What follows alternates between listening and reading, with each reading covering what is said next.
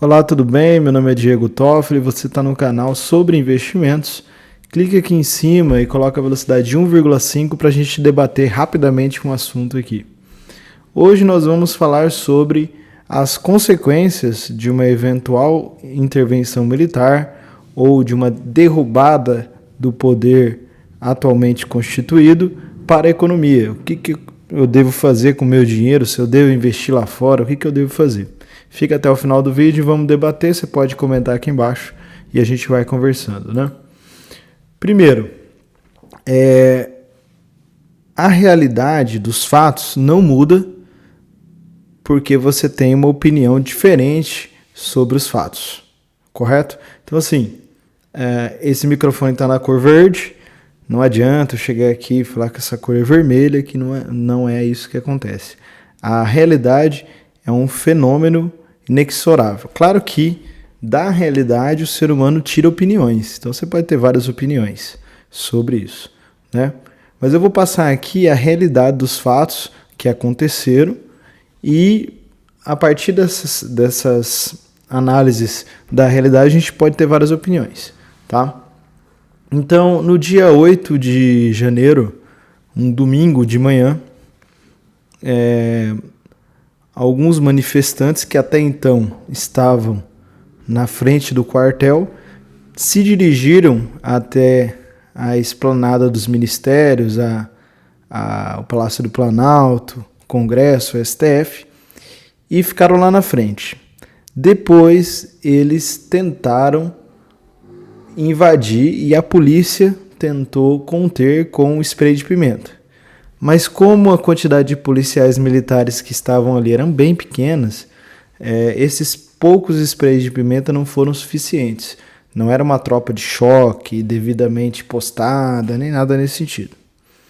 Então, no dia 8 de janeiro, as pessoas invadiram uma área restrita que é o Palácio do Presidente da República, o Senado e a Câmara e a Suprema Corte. Muito se fala que seriam pessoas de esquerda, petistas, ou do PSOL, ou que seja, do PCdoB, que seriam infiltrados, que quebraram tudo. Essas pessoas invadiram e várias pessoas começaram a quebrar tudo. Quebrar vidro, quebrar obra de arte, quebrar relógio de arte, quebrar a mesa, jogar a cadeira fora, pegar exemplar da Constituição ou de qualquer outro documento, rasgar documento, quebrar a impressora, roubaram armas, né, e várias outras, vários outros danos ao patrimônio público e patrimônio histórico. Por mais que digam, olha, foram infiltrados, nos próprios vídeos das pessoas que estavam no quebra-quebra, elas mencionam coisas que desmentem essa versão. Então, existem vídeos que as pessoas falam, olha, nós estamos aqui pela liberdade, Então é meio genérico. Mas tem vídeos que as pessoas falam, olha, esse ladrão não vai subir a rampa, demonstrando que não são eleitores do Lula, né? Não são de esquerda ou algo nesse sentido.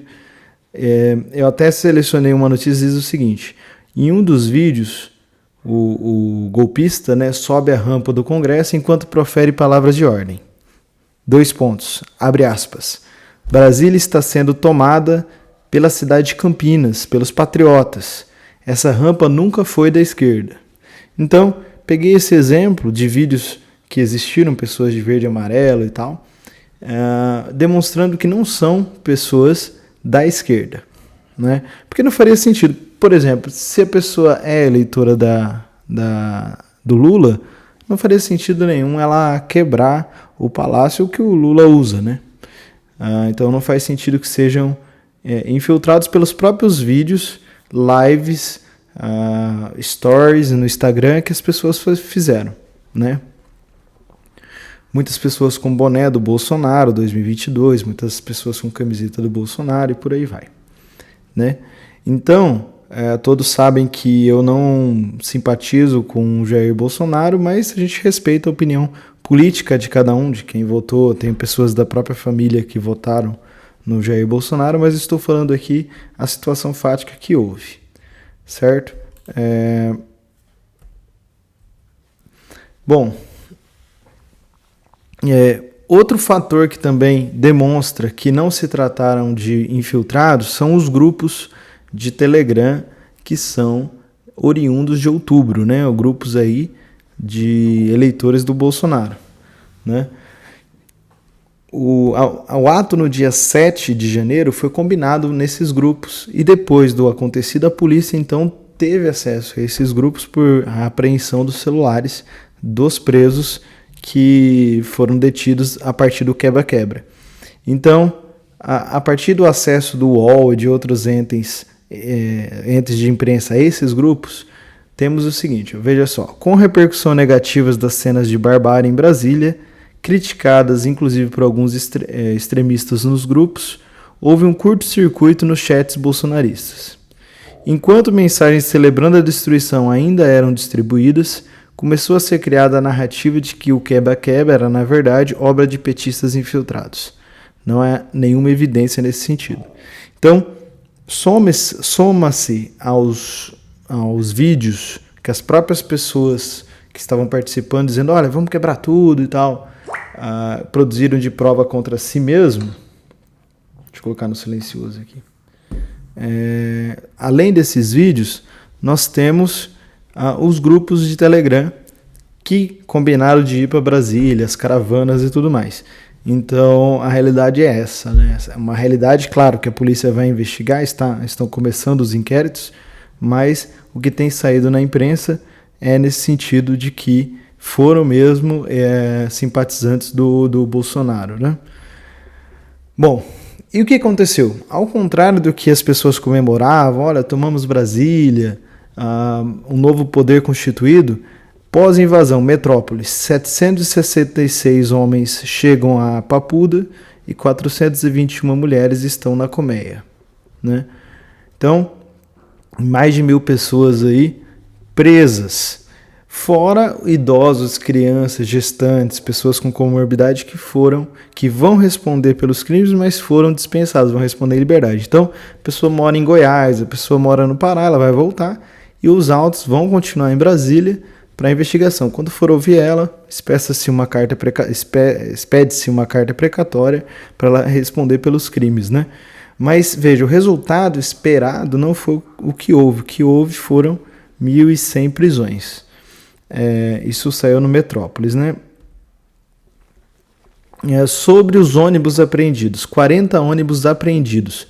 Tem um vídeo de um manifestante quando foi solicitado que se evacuasse o quartel, deram 1 hora, né? A polícia, o exército deu 1 hora para as pessoas arrumarem as malas para evacuar. E nesse vídeo ele fala, olha, não estão deixando a gente voltar para os nossos ônibus, querem que a gente entre no ônibus deles, e não falaram para onde a gente vai. Por óbvio, eles estavam sendo presos e ainda não sabiam. Por quê? Porque os ônibus, 40, tem veículos de imprensa que falam que foi 30, outros falam 55. Esses ônibus apreendidos em Brasília são considerados instrumentos de crime, porque as pessoas foram com intuito golpista para as caravanas. Além dos presos em Brasília, vários outros ônibus foram interceptados ao redor, saindo para Goiânia, saindo para São Paulo, saindo para Mato Grosso. E, inclusive, notícias de que ao abordar os ônibus, a PRF verificou que as pessoas estavam com machucados nas canelas, demonstrando que ali teve bala de borracha, as pessoas confessaram. Então, são vários ônibus que prejudicam essas empresas de frete. Então, você imagina uma empresa de Maracaju, aqui no Mato Grosso do Sul, ou de Campo Grande, que ficou com o ônibus lá e vai ter que pedir a restituição do veículo apreendido, porque ela não sabia, né, do intuito golpista e por aí vai. Então, o efeito prático é mais de 1.000 pessoas presas, mais de 40, 50 ônibus apreendidos, um prejuízo financeiro aí de grande monta. Um outro efeito, que já é um efeito secundário, é a investigação dos interventores, né, no Distrito Federal sobre quem são as empresas e as pessoas físicas financiadores dos atos. Então saiu no G1. Paraná, Mato Grosso do Sul e São Paulo estão entre os estados com mais financiadores. Essas pessoas terão bens bloqueados ou vão responder pelos crimes também, como financiadores que doaram para as caravanas, né? Então o ônibus saiu gratuitamente. Da onde veio esse frete? As empresas estão informando que o frete foi pago via Pix, ou foi pago via cartão, ou foi pago segundo o contrato. Então, um reflexo do ato do dia 8 de janeiro é que hoje, dia 11 de janeiro, já estão chegando nos financiadores, empresas e pessoas físicas. Além disso, o UOL destaca: a Procuradoria-Geral da República aciona o STF para investigar 3 deputados acusados de incitar o terror no Distrito Federal. Então, a investigação pode chegar em influencers como youtubers, como jornalistas, como o caso do Eustáquio, como deputados e outros senadores, também vereadores que estavam no ato, eles mesmos filmaram, então produziram prova contra si. Então, esses são os desdobramentos do ato que visava derrubar o poder até então constituído. E a realidade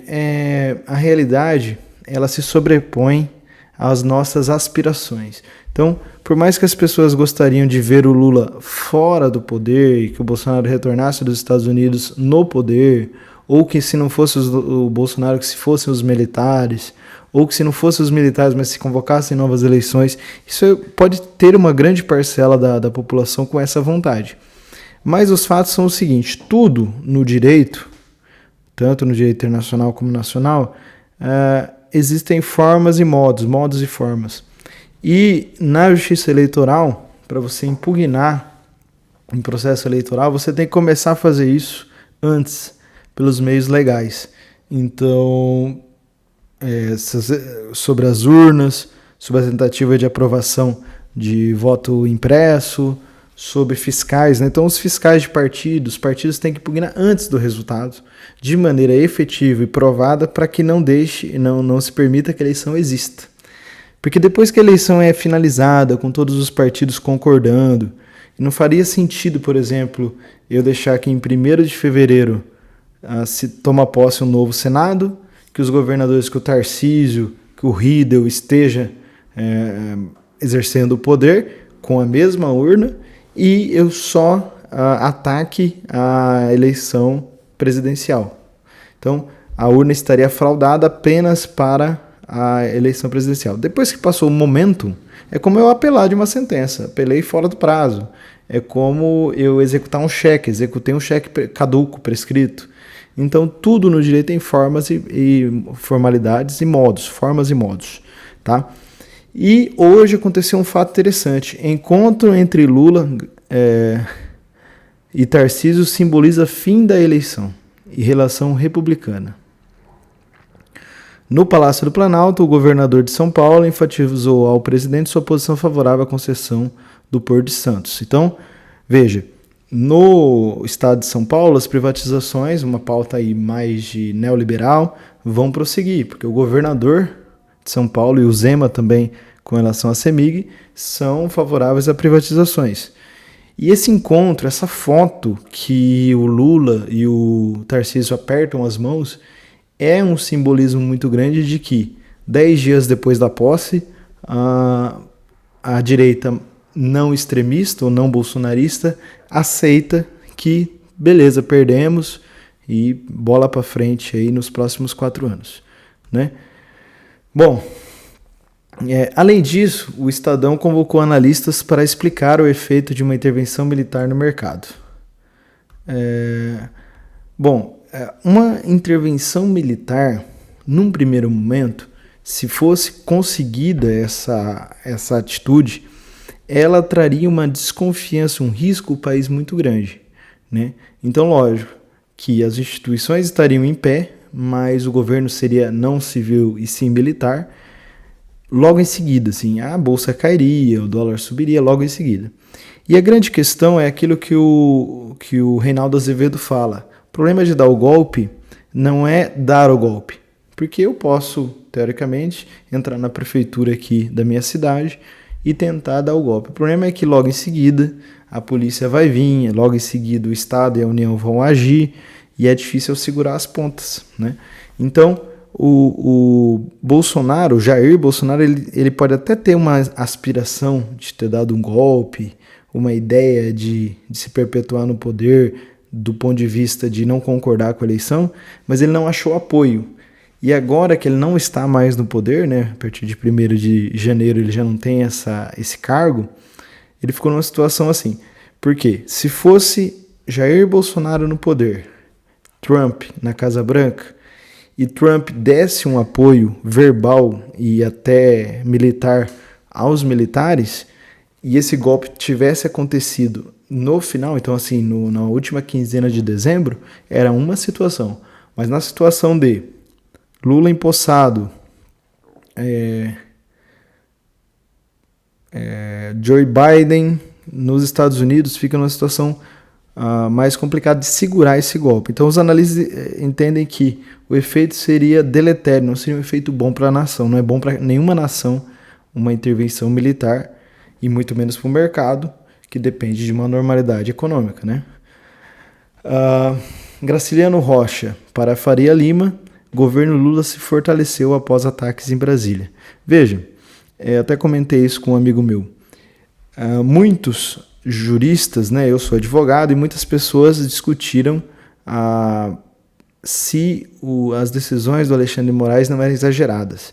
Mas, a partir do dia 8 de janeiro, certas decisões tomadas pelo interventor, certas decisões tomadas pelo STF ganharam ares de normalidade, de legitimidade, porque é necessário reagir. Não faz sentido, é aquilo que eu falei, não faz sentido se impugnar uma questão presidencial quebrando o Supremo, quebrando a Câmara, quebrando o Senado.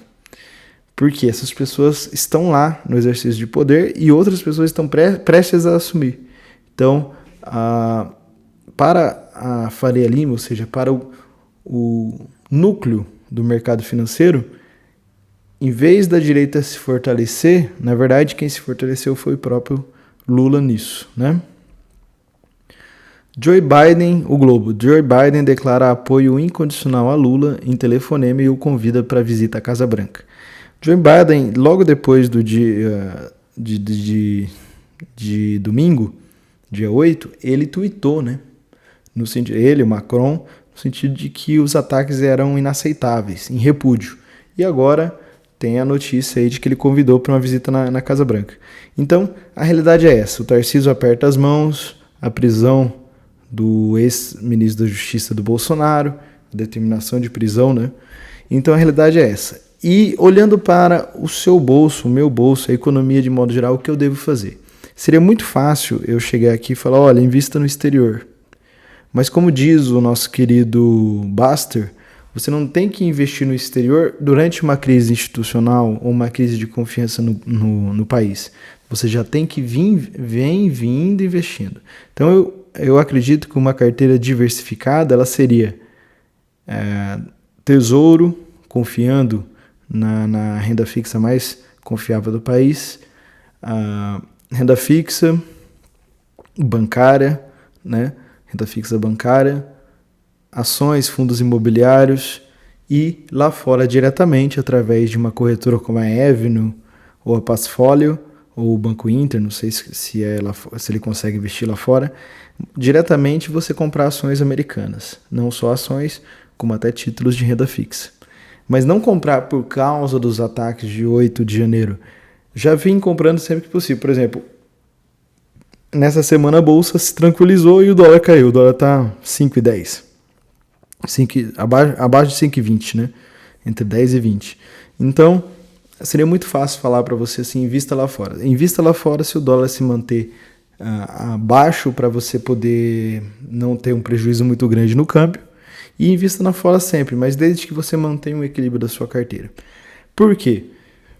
Porque as grandes empresas e grandes conglomerados financeiros não admitiriam um prejuízo tão grande no risco país. Então, assim, imagine a família que controla o Itaú. Imagina a família dos controladores do Banco do Brasil, dos acionistas do Banco do Brasil.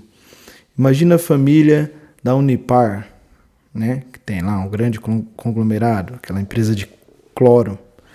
Imagina a família os grandes investidores em fundos imobiliários, o HGLG. Não admitiriam uma incerteza no mercado. Antes de eu, pequeno investidor, sair do país, com certeza esses caras teriam que sair, eles não estão confortáveis para sair porque o Brasil é lucrativo, né?